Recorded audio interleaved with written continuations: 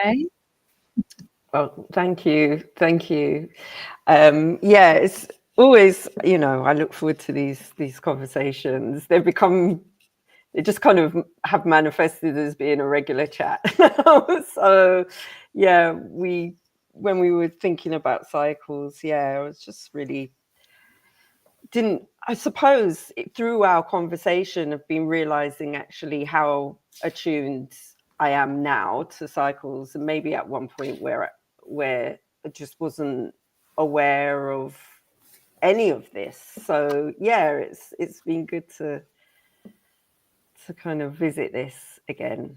Yeah, it's been on the cast for a while. I think we could feel the importance of talking about this, and so it was nice when we kind of sat down and fleshed it out. But yes, definitely with the universal cycles, we're just going to initially go through what the universal cycles are. If you're watching, listening, then you're welcome to join in the conversation. Please comment, ask a question. We'll pick that up and we'll follow that through. But yeah, it'd be interesting to understand how you relate to the cycles of the universe. Does it affect you negatively, positively? Have you learned over time how to kind of move through them? And what specific cycles seem to affect you, whether it's, universal cycles or human cycles. But just in terms of what universal cycles are, and this is obviously a limited list of them because there are many, but it's understanding that there is this repetition throughout the universe. There is this kind of movement throughout the universe, this kind of, as Joe mentioned when we were talking before, this kind of ebb and flow, this compression, extraction kind of movement going on, where there's a buildup of power, maybe a buildup of energy, then a kind of release of energy. And we see this throughout the universe, and we see it in terms of cycles, like the cycles of the moon, which many people are affected by, the seasons as well. Many people, suffer from SAD during the winter. That doesn't, sort of help them. They maybe move into a depression around that time. But also in terms of looking at our planet, individual planet, night and day, nature, what happens when we plant a seed and all of that.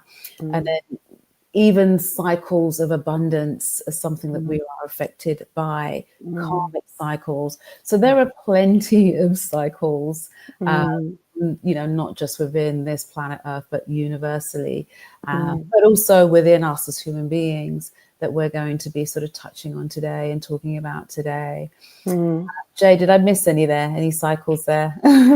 Well, I think, as we've been exploring this together, we've been realizing actually there's cycles everywhere. So there's always going to be more. There's always going to be more to speak about. But you touched on the day and night cycle, this cycle of waking and sleeping, that most people might not be conscious of all the time, but will be aware of as soon as we say that there's a cycle of rest and activity, which also could be thought of like the breath, like the inhale and the exhale, like inspiration, exhalation, bringing something in, sending something out, as you were saying, like the expansion and the contraction.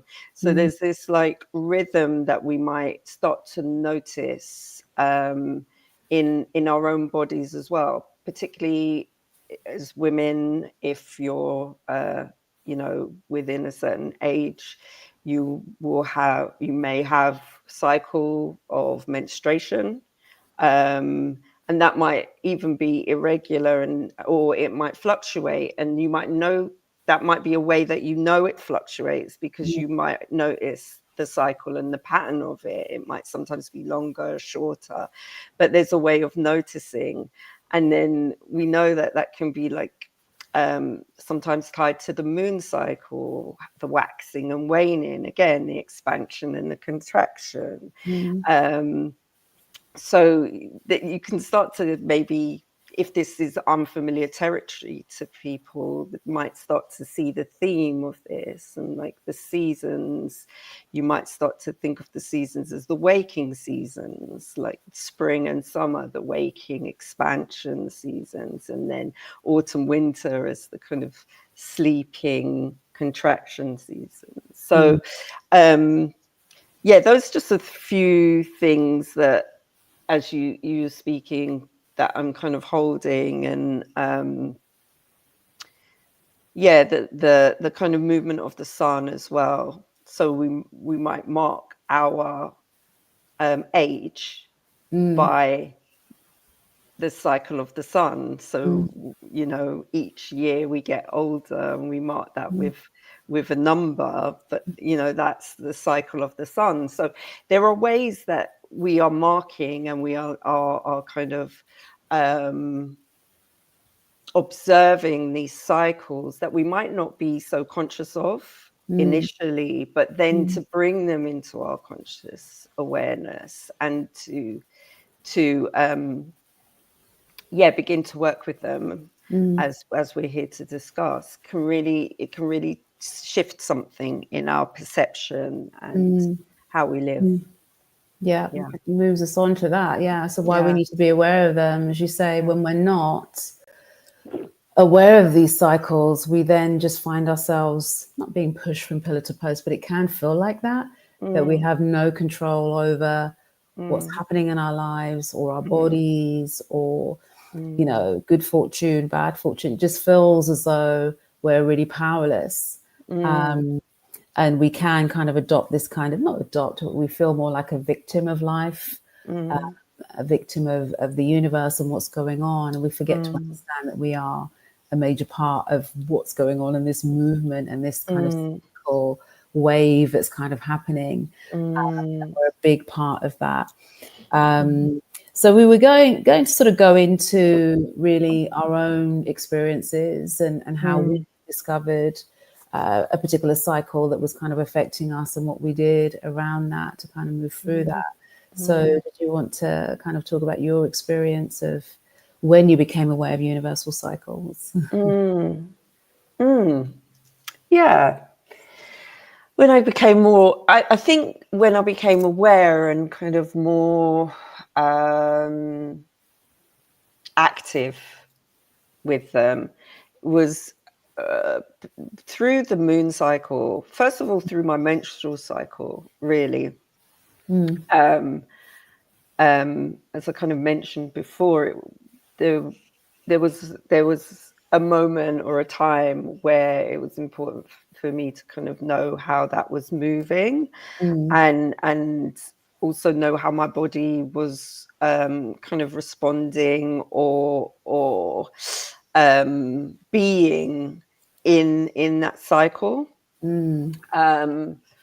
So just becoming aware of menstrual cycle, which actually is something that when I speak to a lot of women, they are not aware of where they might be in their menstrual cycle at any one moment. They know they menstruate at a particular time, but it's not something they're familiar with, like being aware of, and how that can kind of empower you, really, because if you, for one, know that there's been a change in your cycle in some way, that could be an indication that you might want to get that checked out, or maybe that something you're eating or the way you're sleeping can be a reflection of that. So it can be like a mirror to how you're looking after yourself,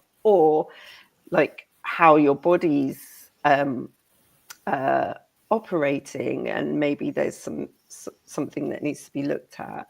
But also, I am in the practice of knowing roughly when it's switching at the moment, because I'm getting into that age of perimenopause. So it's like doing different things. But of kind of knowing, having my day one mapped script in my diary and then not organizing anything too active, or, you know, giving myself some space around that with work or even socializing, because I know at that time I just kind of want to be in hibernation a little bit. I just want to tend to myself.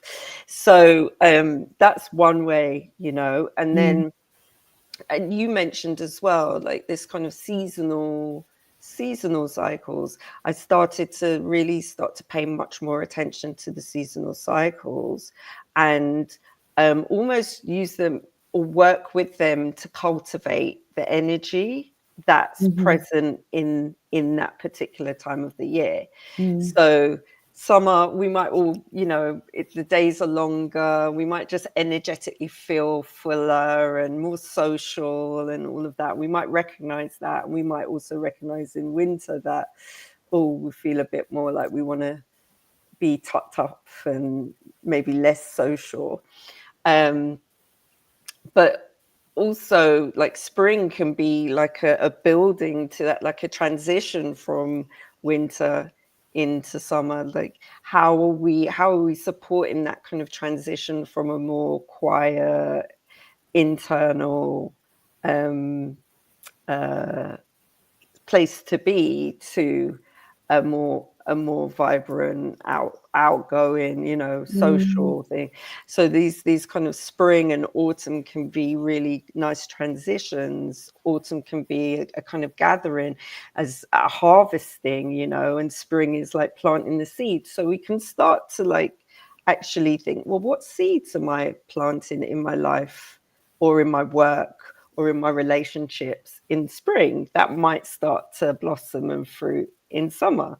You know, and then how can I gather? So I'm speaking in metaphor, but I'm also these are ways that we can start to work with the cycles, and why it can be helpful to be aware, so that winter, there's not this dread. I used to have a dread of winter because I was trying to fight against it. It was like, oh no, I don't want it to be dark. I don't want to be in bed, you know, tucked up or anything. I just, like, why can't it be summer all the time? And actually, in embracing the cycle, actually winter really, I quite enjoy aspects, not all of it. I'm not going to say all of it, but there are aspects of winter that I'm like, oh, okay, this is a time to put things down a bit and slow down a bit and take stock and maybe think about what's ahead a little bit, you know. So yeah, that's what's coming up. There was something else. Oh, the moon cycles as well. I move with the moon cycles, so I do pay attention to waxing, waning moon, new moon.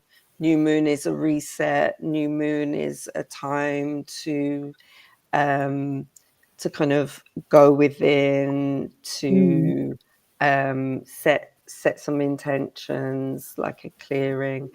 Again, like a winter, and then what you might want to kind of bring into your life at the full moon, you know, the full moon. So you're waxing, the moon is growing, the energy is growing towards the full moon, and then there's opportunity to manifest or to just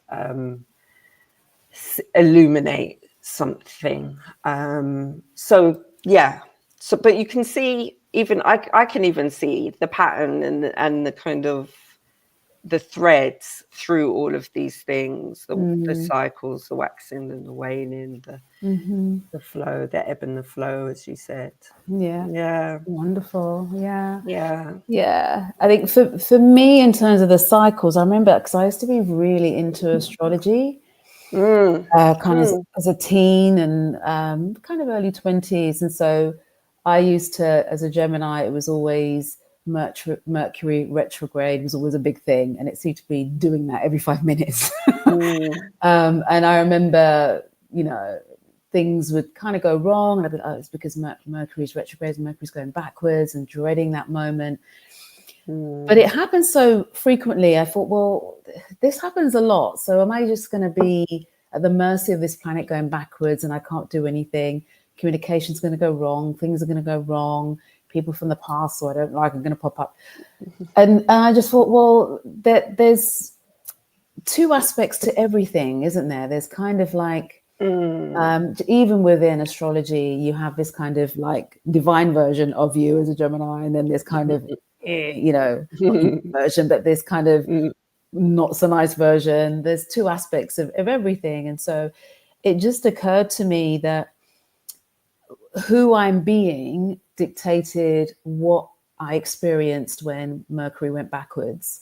So if I was not kind of being my best self, and I was, not kind of tending to the spiritual aspects of me, maybe not even being kind in certain moments, Mercury retrograde, I found, would highlight that more and make things a little bit worse, if that makes sense. And I think once I started having my daily practice of meditation, kind of thinking differently, more compassion for myself and others, that going backwards kind of meant it was slightly different. It was something to look at about myself and maybe work on. But it wasn't so impactful, like, okay, everything's gone wrong, everything's a disaster in my life. It just became different. And I understood that every planet has this dual aspect that we connect to. So it can return you back to something good that you need to see, to remember, to be reminded of, or it can return you back because there's something you need to learn and understand. Painful, painful when you go back type thing. But that was a big game changer for me in terms of astrology, because I used to be so deeply into my chart and what was happening and not make a move sometimes about understanding where the planets were.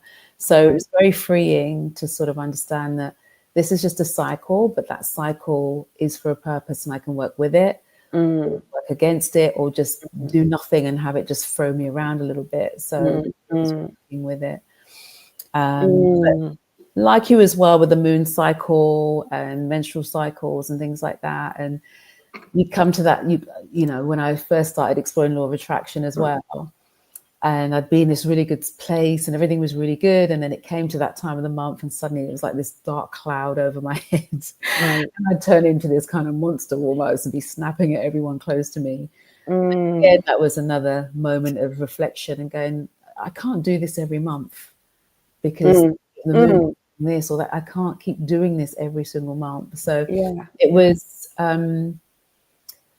just understanding my own power throughout these cycles, if I make the power to, and every month you get to play with it and try again and test it out. Right. These things we'll be talking about later.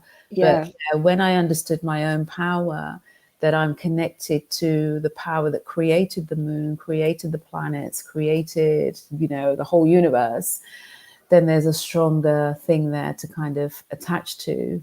And then we can start to, I found I was able to work with these cycles. So I'm not denying that there's any power there, because we know the moon is doing something. We see the sea go in and out and the waves, the tides are affected. We see all these things. So there's definitely something going on in magnetism there. But just being able to think a little bit higher than that and understand and work with them, with that energy, which is kind of we all speaking to as well, was a key thing, I think, for me as well, in terms of understanding the power of cycles and how to be part of that power. Yeah, it's making me think about the kind of the scale of, and that we are the universe, we are life. I think I said life conjuring itself through us. We're not separate to any of these forces, these elemental forces, these universal cycles. And I remember it's bringing me back something. I can't remember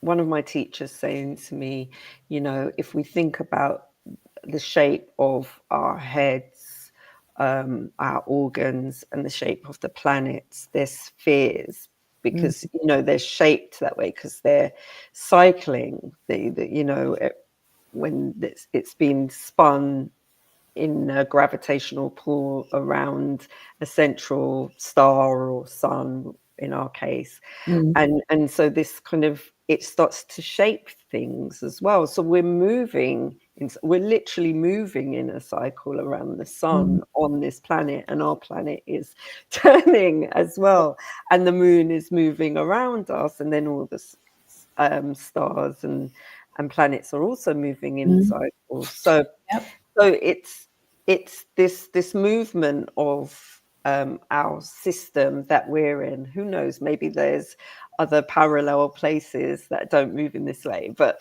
in our system, definitely, there's this secular movement, and yeah, and we were kind of speaking a little bit about the linear and the cyclical, and how they kind of can move together, and sometimes you can kind of just move directly to something, but then through our lives we might notice that we kind of cycle through patterns, and we kind of come back to something, but it's like we come back at a different place in time or in environment or whatever, and then there's a slightly different perspective on that, whatever that thing that is that we're hitting or we're coming back to again.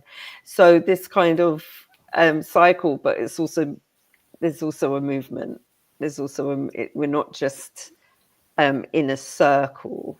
With nature, it's cycling, but also moving forward as well. Yeah, absolutely. But yeah, that's a good point. When we go through cycles in our lives, we'll be talking about that in a minute. But yeah, definitely there are cycles that we repeat in our lives, whether it's relationships or jobs, and we're repeating the same pattern, and then suddenly but we don't like that pattern, if that makes sense. And suddenly we realize, okay, if I do something different, then I break that spiral, cycle, move out of that, and I move into another sphere, another cycle of something else. So it's a really interesting way to think about it as well. I'm thinking about when I say to what I've been saying to the women in the circle, the journey that I'm holding is when you come in, we tend to just be people, you know, creatures of habit, beings of habit. And so sitting back in the same place in your circle each time you come back in, and actually a shift in that could just be sitting in another seat, or maybe if you usually use your right foot to begin walking, maybe consciously using your left foot. You know, there's just these little shifts which create a ripple and a shift in energy that can bring us, that can kind of break some of those cycles as well. And that's making me also think about ancestral cycles, ancestral lineage cycles that maybe aren't noticed. So because the cycle is over such a period of time that they might not be picked up as even ours. It might just feel like, oh, it's cultural, or it's familial, or it's something, you know, that can't quite be pinned down. But actually there's also ways to notice those cycles and to bring those cycles into awareness, and then there's some practice that sometimes you might need to break the cycle. You know, they might actively need to shift the cycle, as you're saying. So that just it's coming in. That comes up a lot with coaching clients as well, where they don't know why things are happening, but they assume it's because of a cycle. They reflect on the journey that their mother went through, their grandmother went through. And so that it's almost like, I can't do anything about it. It's a curse. It's something, you know, like my relationship's always bad, or we've never had money in our family. And so, it does feel like this karmic cycle that everyone's kind of going through. But then they realize that actually I can step into it's almost like when we say this cycle, it's almost like you're stepping into a new paradigm, you know, a new timeline, a new dimension, but it's always moving like that. So Yeah. It's really interesting they come up with that. Jay. So I get we've touched on this a little bit too, but we're just going to be talking a bit more about, so we understand now what some cycles are. We've talked about many of them and why we need to be aware of them, so that we can start to shift things, I guess, in our lives and have a more positive human experience, really, I think is kind of what we're looking at. So how universal cycles are reflected in our human experience. Some of them we've mentioned already. Looking at maybe we can look a little bit more at the menstrual cycle that we talked about, and even not just the month, but the whole stretching through of years for a woman from when she starts her cycle all the way to menopause. And that very much, as you said, is a reflection of the seasons, and understanding that's what's happening within our bodies as well, from the newness and everything else to things kind of maturing and changing and slowing down. But even within the month, you were talking about using the seasons to understand where you are in the month, which is something that I only learned recently, literally just last year. Kind of a bit too late for me now, but pass that on to my daughter. But just to understand that there are those periods where, as you said, you have to, what's being produced at this time? Lots of, is it estrogen, progesterone? Is it an action style hormone, or is it about resting right now? Because we do put a lot of pressure on ourselves to be 30 days of the month, to be productive, to be doing, to be taking action. And we, as women, if we're having a monthly cycle, we can't work that way. And so I like that you said that you take time to reflect on where you are in the cycle, and it might mean some rest, not booking yourself out for these different things and events and things like that. Understanding that you won't have the energy to do that. So instead of beating ourselves over the head, saying, "Oh, why? What's wrong with me? Why?" And getting depressed about it, just embracing it and having that compassion for yourself and saying, "Look, no, this is going to be a duvet day today.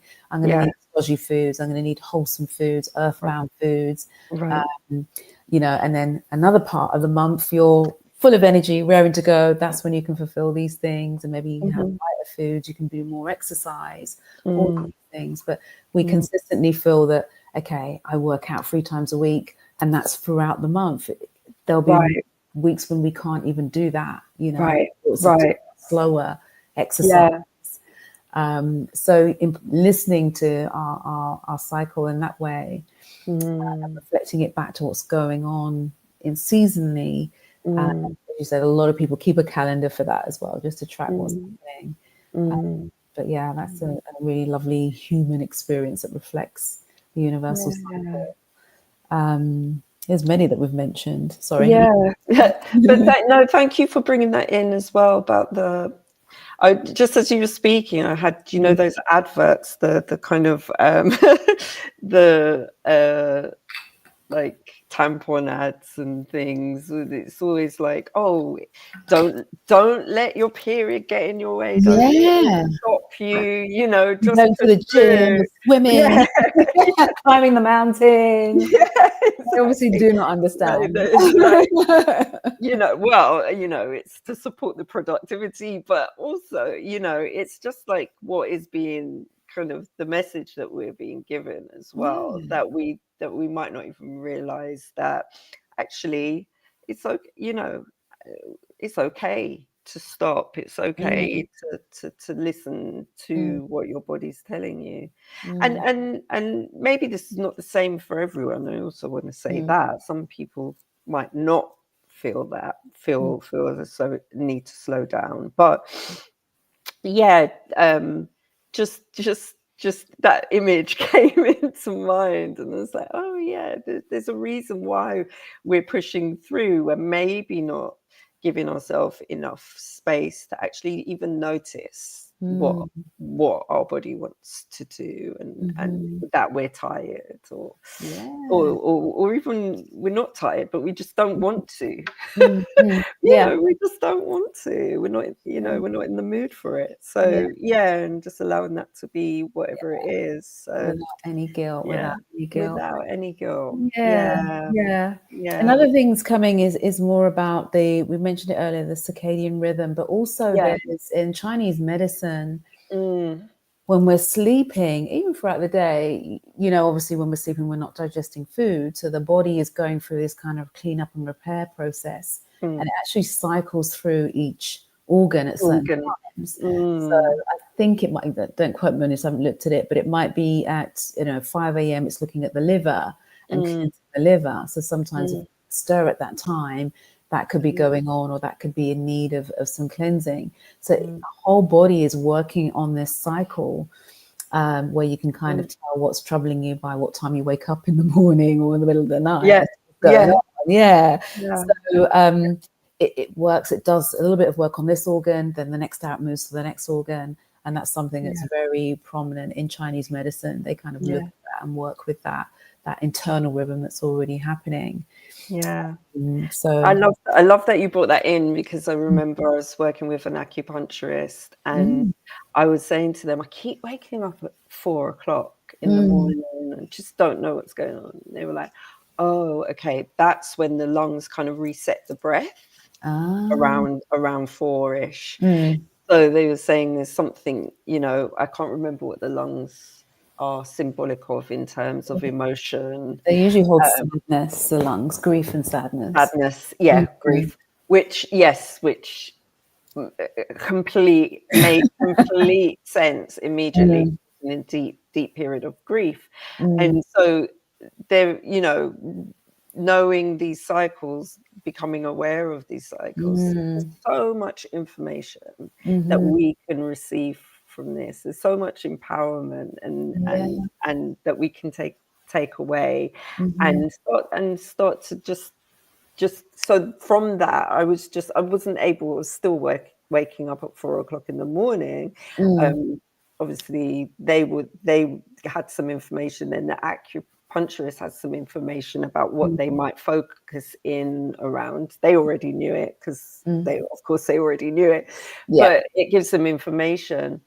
But then it just released some anxiety around, why do I keep waking up at 4? It was just okay, I keep waking up at 4, and maybe then, I can, if I'm a bit more relaxed about it, I might get back to sleep, So it's sometimes the slightest shift, but it can mean everything, and it can really impact your mood, how you feel, your self-talk, your compassion for yourself, as you said. And it's the same with the menstrual cycle as well. I often find that if I just honor those couple of days of the first days of my menstruation, the rest of my cycle kind of just moves really with a lot of ease. And so there is something about understanding, awareness, and honoring, accepting and honoring, and then how that can open up some ease and possibilities and new possibilities. Absolutely. Yeah. Thanks, Jae. If you're watching, guys, then do comment, ask a question. Have you been affected, or are you affected quite seriously by certain cycles of the universe, whether it's the seasons, night and day, or astrological cycles? We're talking today about how we can work with these things in a universal way. So do comment, put your views across. We'll read those out. Do ask a question. We'll also read those out and try and answer them as best we can too. So do comment. But yeah, Jae, definitely, it's particularly with the body. I think that's a big thing. And we mentioned the breath. Probably one of the simplest things. It should be simple to work with the breath. In terms of connecting to the universe, because it does reflect that kind of, as we said, that kind of expansion, contraction, that pulse of the universe, that breath of life we're bringing in, we're building that power in our body, and we're breathing out, and that energy is going outwards. But it's often we don't breathe deeply enough is one thing.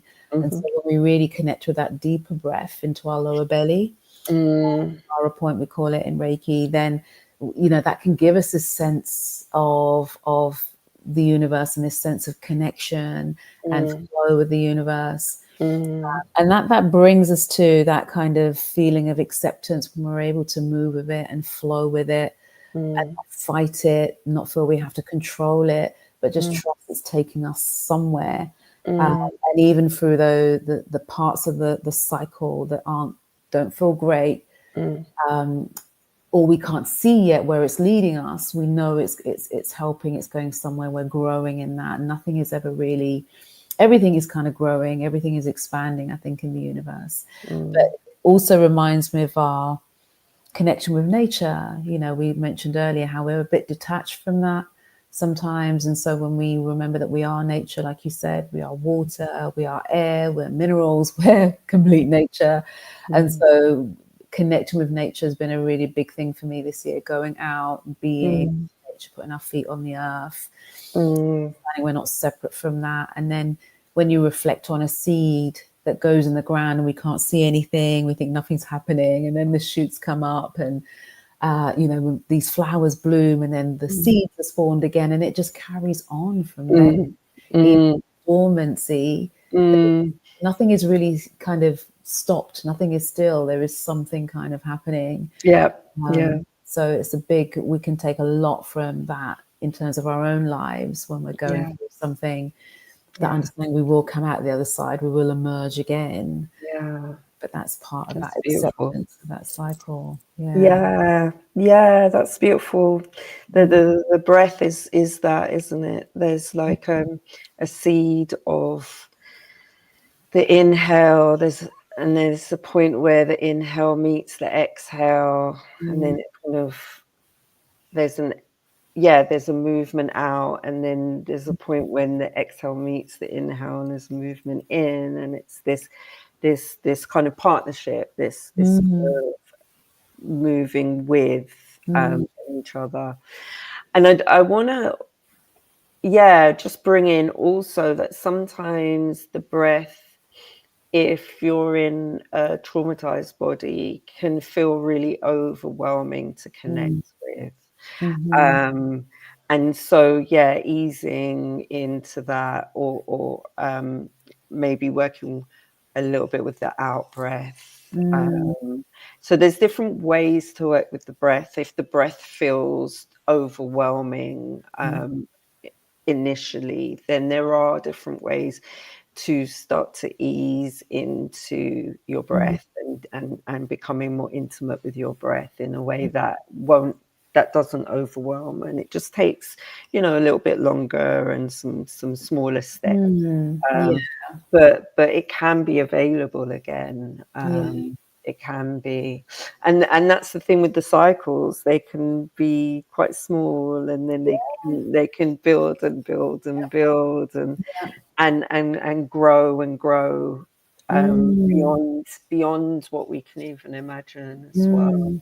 I love that. There's another lesson in that, because just starting small is okay. If you think about the spiral in the middle, then it comes out. So that also speaks to just patience and starting where you are, and it grows, spirals from there. I love that. But working with the breath, I completely agree. It's some people do find it harder, and then I usually say they can take a shallower breath initially, maybe one deep breath, and then move back to the breathing into the chest or the throat, whatever feels right for them. That it is a really powerful sort of doorway, I feel, to connecting with everything that's out there through the breath, because the breath is life. And even that last exhale, I know it sounds morbid, but if you've ever seen anyone or been with anyone in their last days, it's the final breath out. The final offering.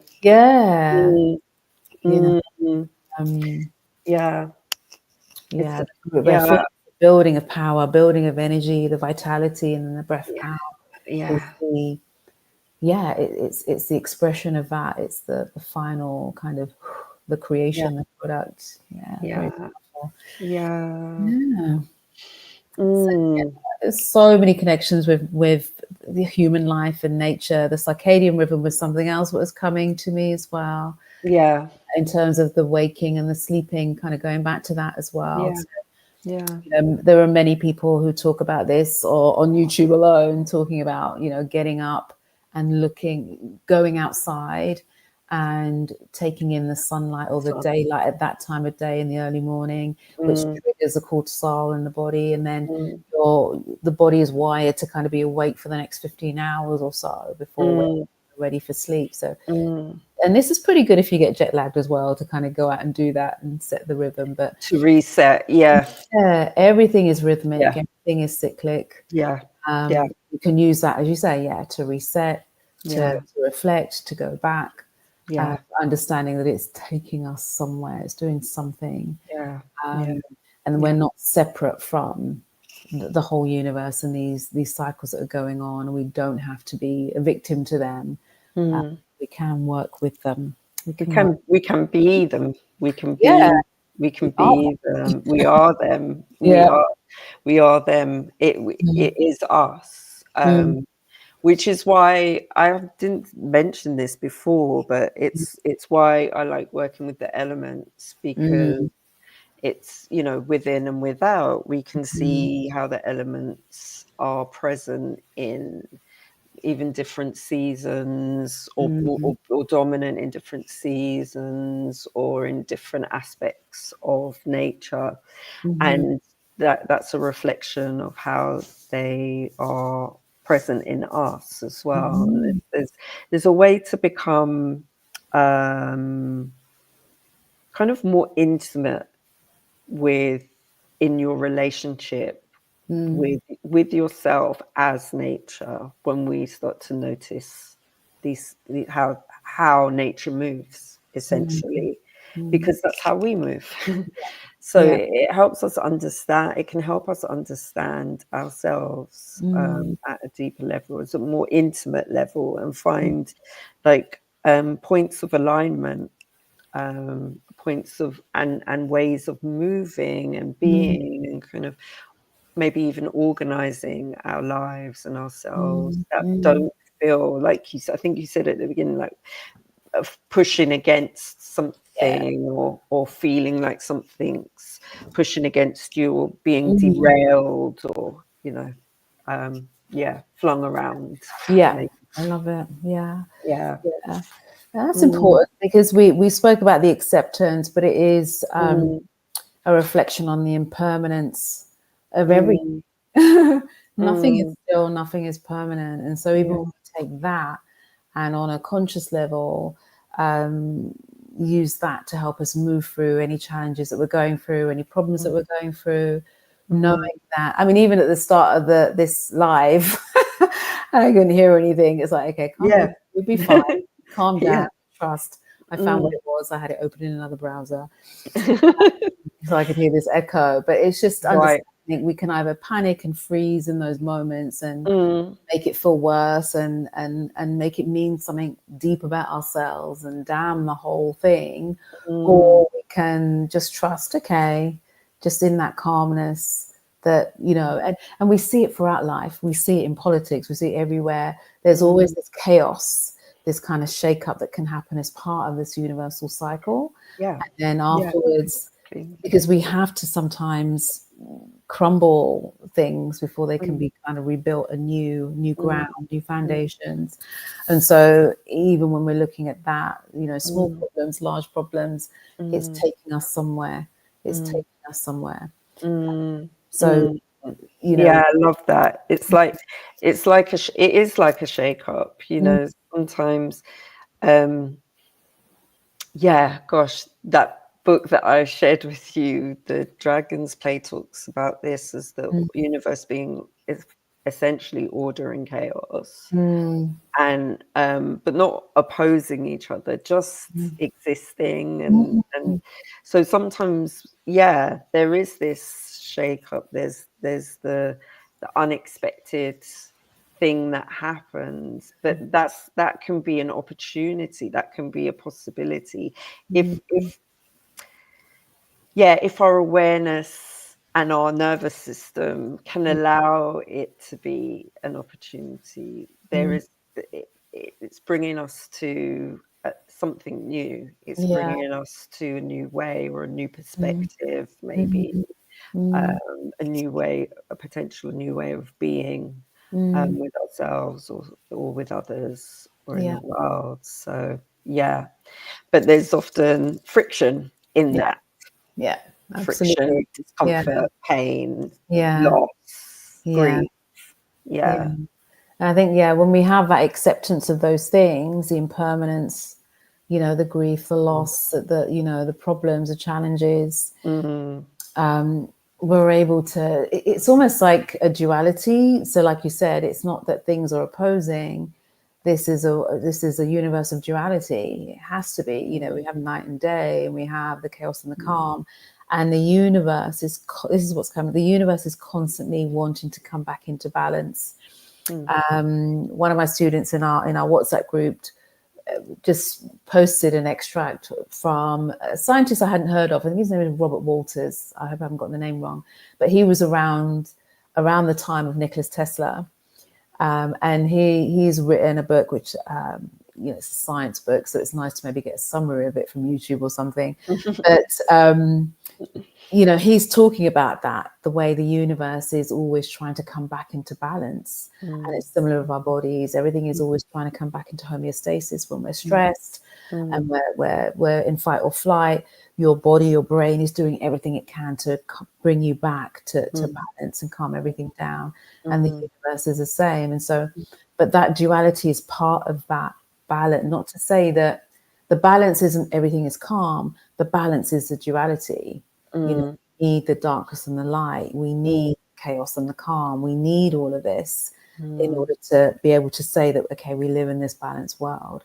But that's to the cycles and the things that we kind of go through, maybe deem initially as a problem, but it's part of this balance, because we're learning everything that happens. We're learning something. We're growing. We're moving forward, even if we feel like we are. There is all progress. But I just wanted to. The duality there was something that piqued my interest. I'm kind of getting to a place where actually I feel like I'm really in the place of non-dual. That all these things are in the cycles, so they're actually not opposite, or I think you said that they're not opposite. They're actually part of the one, the whole, the wholeness of existence, the wholeness of what it is to be life. And that actually it's the non-dual nature. It's like we want to split these things out, and we are kind of conditioned to kind of see things in opposing ways or as like separate. But actually I'm starting to experience more that everything is just a weaving of this like energy that is ultimately one energy. Yeah. And if sorry, you go. No, go ahead. I was just going to say that I think we're saying the same thing in different ways. It's the non-duality is non-right and wrong. It's understanding that both exist for a reason and a purpose, and for balance, to create balance in the universe. If you look at how you play with that. And even an atom has the protons, which is this positive charge, the electrons, a negative charge, and then you have the neutron in the middle, which is the duality that keeps everything kind of together. Locked in, so your non-duality is when we're in the middle, but acceptance of both, that both exist on the same stick, because Abraham Hicks might say, you know, both ends of the sticks are there, but we don't make either wrong, and we sit. It's important to sit in that neutral center, to find that balance of acceptance, which then means we can flow. We feel the negative side, but we know the positive is coming, and it's kind of, it just spins around like that. Yeah, love it. Yeah, that's it's making me. I went to I think I said this. I went to a lecture on IFA a couple of weeks ago, and the Babala was speaking about like the misconception of positive and negative, and the attachment of good and bad to positive and negative. And actually positive is like the bringing together, the kind of force of bringing together and holding, being locked in.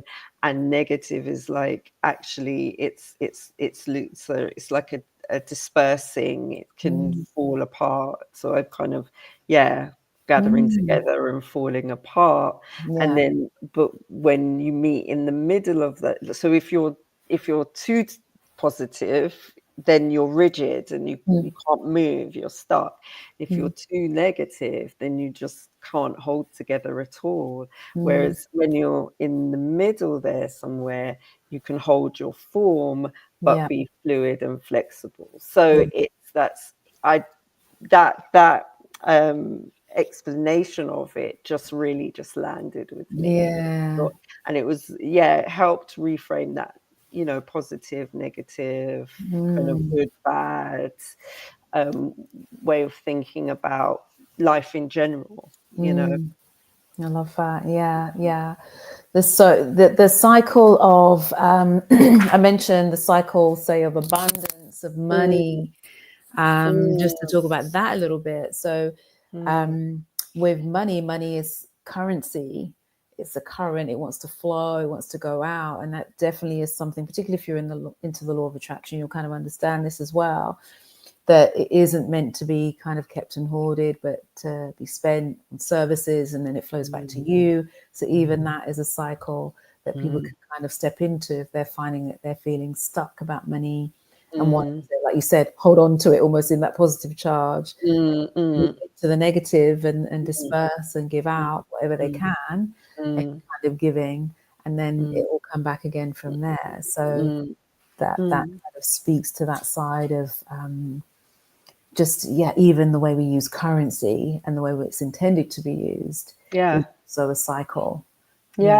Even just thinking about it as a cycle is a shift. You know, just conceiving or perceiving it in that way, where it's a flow, it's a cycle. It will go and come and feed itself almost, you know.